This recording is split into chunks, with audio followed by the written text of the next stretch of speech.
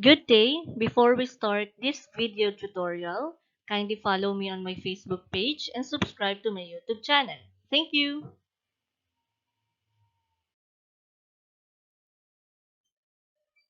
Let's have the continuation of operations on rational algebraic expression. So in this video, I will teach you how to multiply and divide rational algebraic expressions.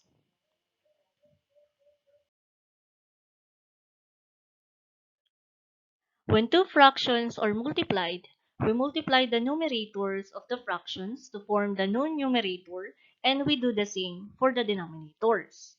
This is the same with rational algebraic expressions.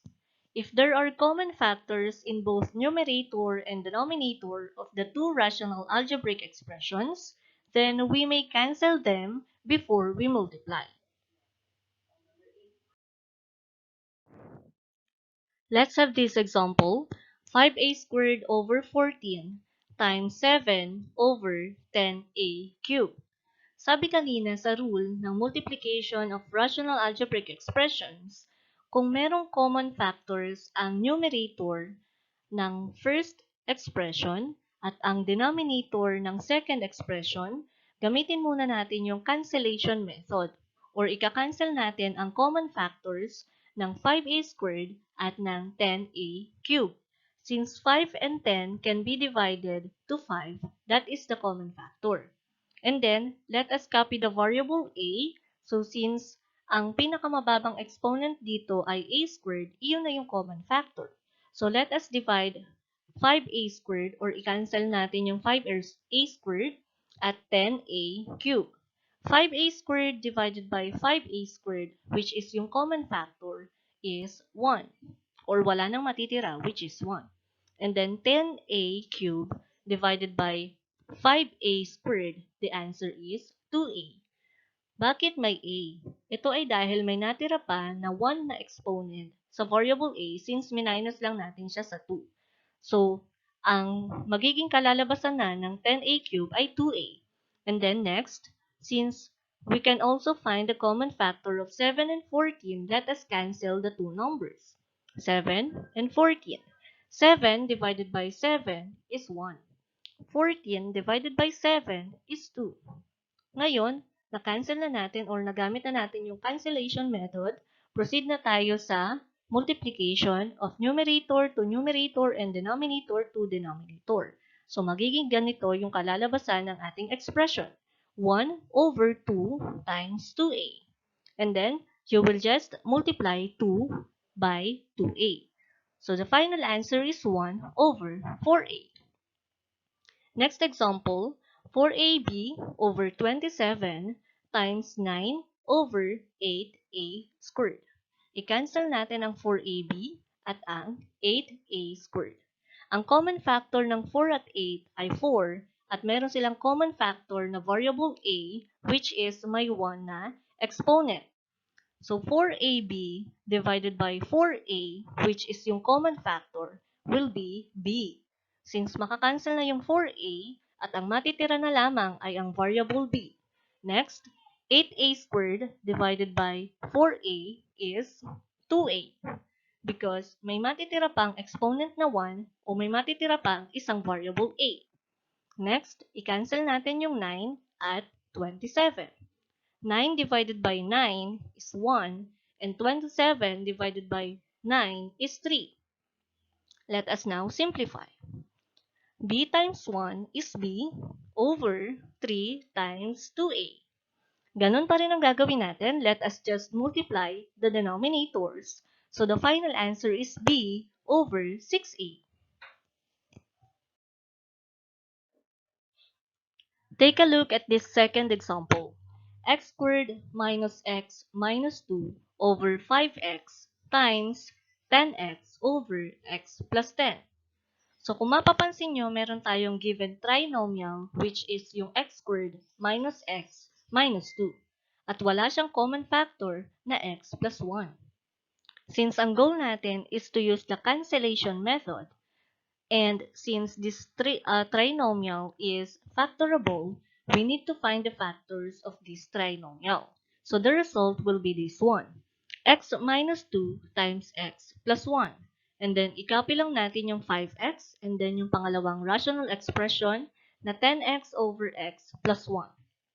Next, may nakikita na kayong common factor ng numerator na ito at ng denominator ng pangalawang expression. So, i-cancel natin ang x plus 1 ng numerator at x plus 1 ng denominator. And then, proceed na tayo sa pangalawang numerator. So, since may common factor ang 10x at 5x, at kaya silang i-divide pareho sa 5x, i-divide natin sila. So, 10x divided by 5x, which is yung common factor, is equal to 2. Because 10 divided by 5 is 2, and then x divided by x is 1. So, 2 times 1 is 2. Next, 5x times or divided by 5x is 1. Let us now simplify the resulting expression. 2, since yung natira sa pangalawang expression, times x minus 2 over 1. Because 1 times 1 is 1. Next, pwede natin ganito ang kalabasang sagot. Since we distribute 2 by x and negative 2, so 2 times x is 2x, and 2 times negative 2 is negative 4. And that is the final answer. Last example, y squared plus 4y plus 4 over 2y squared minus y minus 10 times y plus 5 over y squared plus 2y. Meron tayong mga trinomials, so ifa-factor natin ang mga trinomials. So ito yung kalalabasan. Since y squared plus 4y plus 4 has the product of y plus 2 and y plus 2. And then, 2y squared minus y minus 10 ay magiging 2y minus 5 at y plus 2. Next, ifa-factor naman natin ang denominator na ito since may common factor sila na y. So, kakopyahin lang natin yung numerator na y plus 5 and then the common factor of this expression is y. So, y times y is y squared and y times positive 2 is 2y. Next, dito muna tayo mag-focus sa result ng unang expression. Kung mapapansin nyo, may common factors ang numerator at denominator. So, i-cancel natin ang y plus 2 ng numerator at y plus 2 ng denominator. Ngayon, mag-focus naman tayo sa pangalawang rational expression. Kung mapapansin nyo, may katulad din na y plus 2 ang numerator na ito dito sa pangalawang denominator. So, i-cancel lang din natin ang y plus 2 at y plus 2. Next, let us now simplify. Ang natira sa numerator ay y plus 5, and then ang natira sa denominator ay yung y, and then multiplied it by 2y over 5. Wala na tayo nakikitang common factors, so let us now simplify. Copy the numerator y plus 5, and then, kung gusto nyong ito na yung sagot nyo, pwede yon, pero pwede din nating i-distribute ang y. So, y times 2y is 2y squared, and y times negative 5 is negative 5y. And that is the final answer.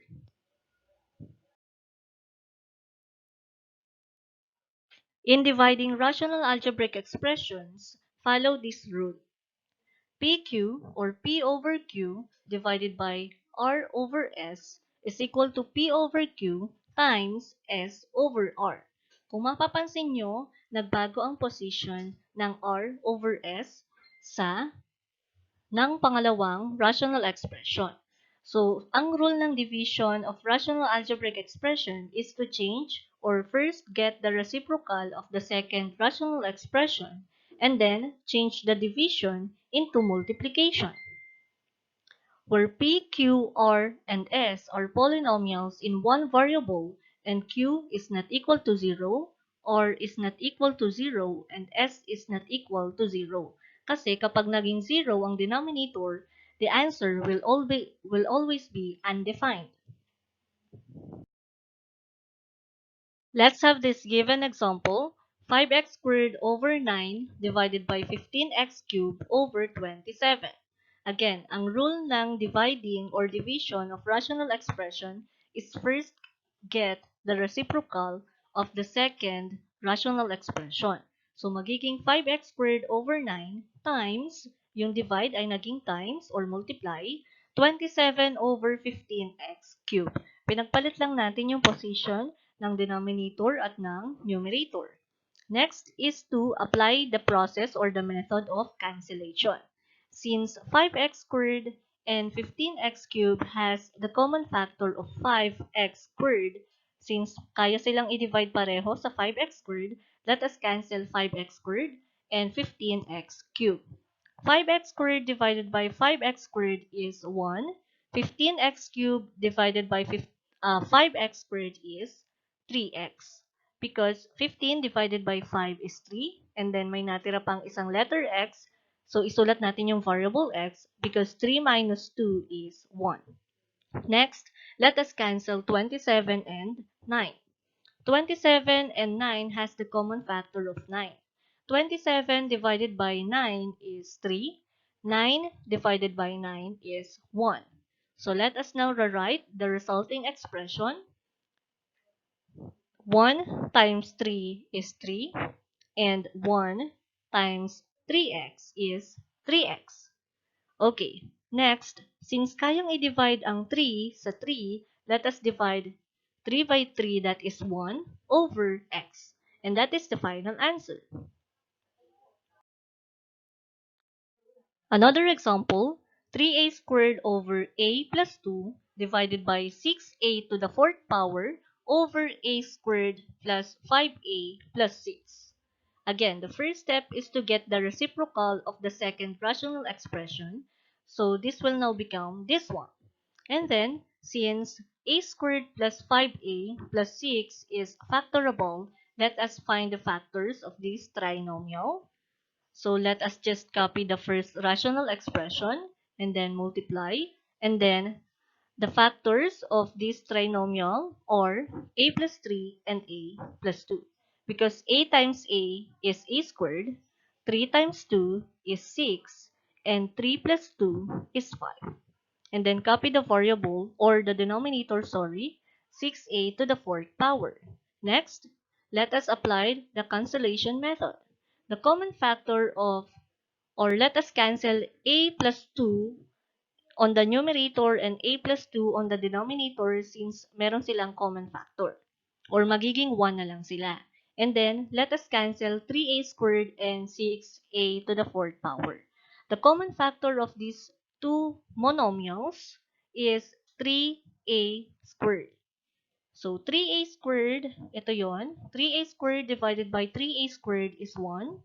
6a to the fourth power divided by 3a squared is 2a squared.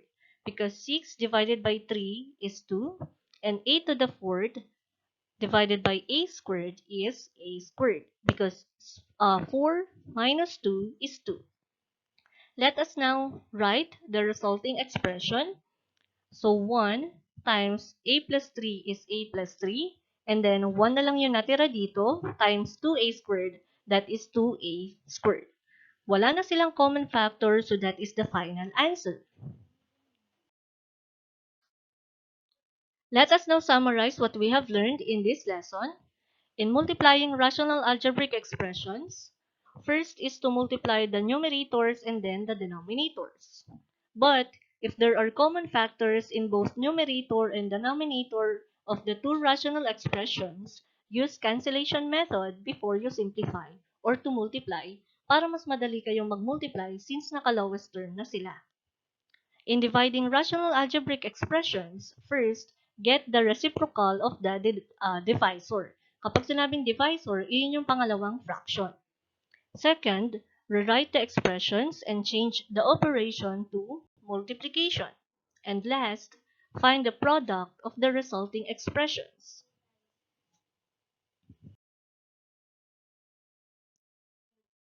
Sana ay may natutunan kayo sa lesson natin ngayon. Thank you for watching. If you have questions or suggestions, feel free to comment below. Enjoy learning mathematics. God bless us all.